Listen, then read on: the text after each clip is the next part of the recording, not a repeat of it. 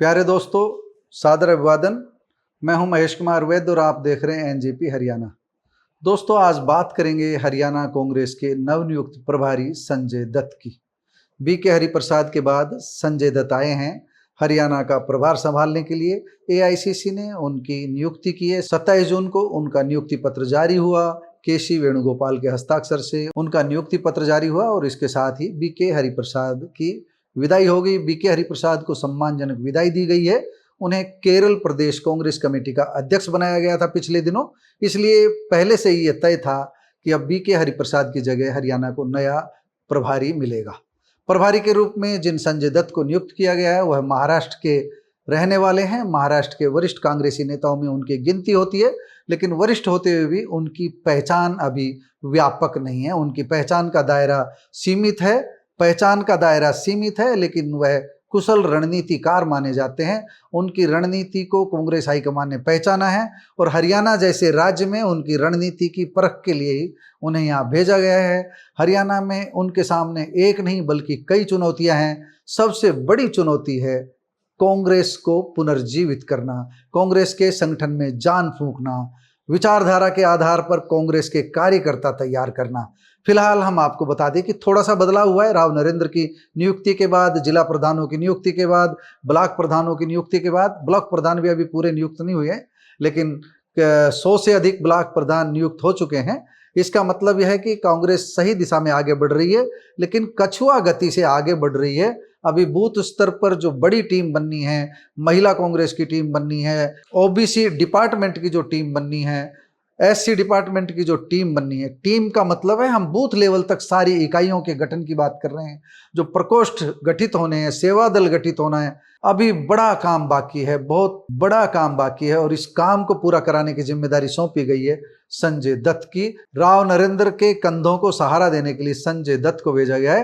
प्रदेश अध्यक्ष राव नरेंद्र सिंह कितना कुछ कर पाएंगे यह उन पर भी निर्भर है, लेकिन सबसे बड़ी जरूरत रहेगी नेता प्रतिपक्ष भूपेंद्र सिंह हुड्डा के सहयोग की।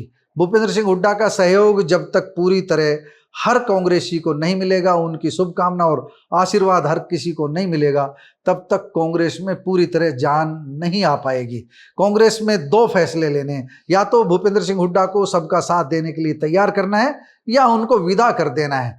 उनकी मुट्ठी में कांग्रेस रहेगी तब भी कांग्रेस मरेगी और उनकी मुट्ठी के बाहर कांग्रेस को लाया जाएगा तब भी कांग्रेस खत्म होगी, क्योंकि भूपेंद्र सिंह हुड्डा एक ताकत है, बड़ी ताकत है। इस बात को स्वीकार करना ही होगा, आज नहीं कल करना होगा। अगर उन्हें नाराज किया गया तो भी कांग्रेस को बड़ा नुकसान होगा। इसलिए सबसे बड़ी जरूरत है भूपेंद्र सिंह हुड्डा को इस बात के लिए राजी करना कि वह छोटे से छोटे कार्यकर्ता को कांग्रेसी कार्यकर्ता बनाने में सहयोग दे। अभी तक तो हुड्डा कांग्रेस है और हुड्डा कांग्रेस हुड्डा की मुट्ठी में है। धीरे धीरे हुड्डा की मुट्ठी से कांग्रेस को निकालने का प्रयास हो रहा है और संजय दत्त के सामने यही सबसे बड़ी चुनौती है। हम स्थानीय स्तर पर छत्रपों को देखें तो रेवाड़ी की बात करें, गुरुग्राम की बात करें तो यहाँ कैप्टन अजय सिंह चाहते हैं कि कांग्रेस उनकी मुट्ठी में रहे, उनके कार्यकर्ता आगे आए।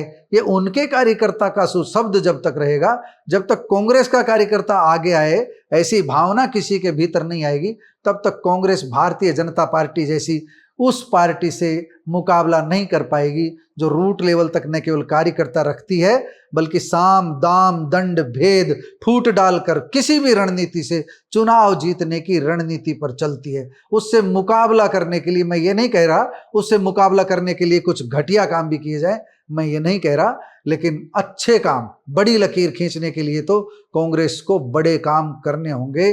भारतीय जनता पार्टी से चुनावी मुकाबला जीतने के लिए भारतीय जनता पार्टी के पास जो गैर जाट की राजनीति का कार्ड खेलने का जो मादा है, जो ताकत बताई जा रही है, उसकी काट के लिए कांग्रेस को सर्वजातीय का चेहरा सामने करना होगा। हर बूथ पर सामने करना होगा, हर ब्लॉक में सामने करना होगा, हर जिले पर सामने करना होगा। संजय दत्त के सामने यही चुनौती है कि कांग्रेस को किसी व्यक्ति विशेष की मुट्ठी से निकालकर कांग्रेस को कांग्रेस बनाना। अखिल भारतीय कांग्रेस कार्य समिति के अनुसार हर व्यक्ति की निष्ठा कांग्रेस के प्रति हो, व्यक्ति के प्रति नहीं हो। आज की बात करें तो अधिकांश 50% से अधिक कांग्रेसी ऐसे हैं जिनकी निष्ठा हुड्डा के साथ है या दूसरे नेताओं के साथ है। कोई कुमारी शैलजा का चहेता कहलाता है, कोई रणदीप सिंह सुरजेवाला का चहेता कहलाता है।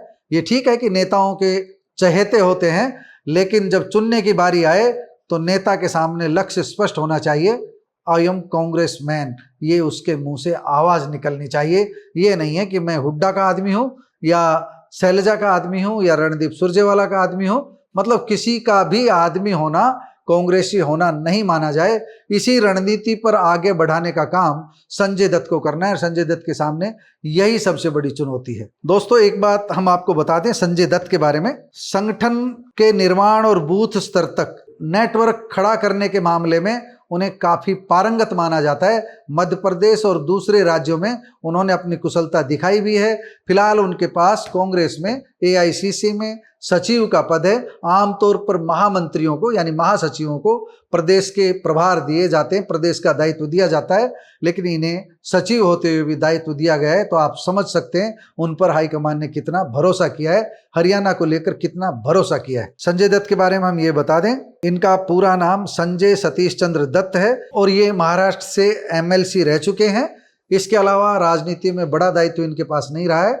एआईसीसी के सचिव रहे हैं, इस सचिव के नाते इन्हें प्रभार सौंपा गया है। देखना है संजय दत्त हरियाणा की चुनौतियों से कितना और किस तरह पार पाते हैं, यह देखने वाली बात होगी। यह भी देखने वाली बात होगी कि भूपेंद्र सिंह हुड्डा, कुमारी शैलजा, रणदीप सुरजेवाला, कैप्टन अजय सिंह यादव और दूसरे तमाम नेता, किस किस का नाम लें, तमाम नेता एक छतरी के नीचे, कांग्रेस की छतरी के नीचे अपनी अपनी ढपली, अपना अपना राग छोड़ करके कब एक हो पाते हैं और संजय दत्त इसमें कितनी भूमिका निभा पाते हैं। दोस्तों, आप संजय दत्त की नियुक्ति को लेकर क्या सोचते हैं? कांग्रेस हाईकमान के इस फैसले पर आपकी क्या राय है? कमेंट बॉक्स में जाकर बताइएगा जरूर। नमस्कार, धन्यवाद।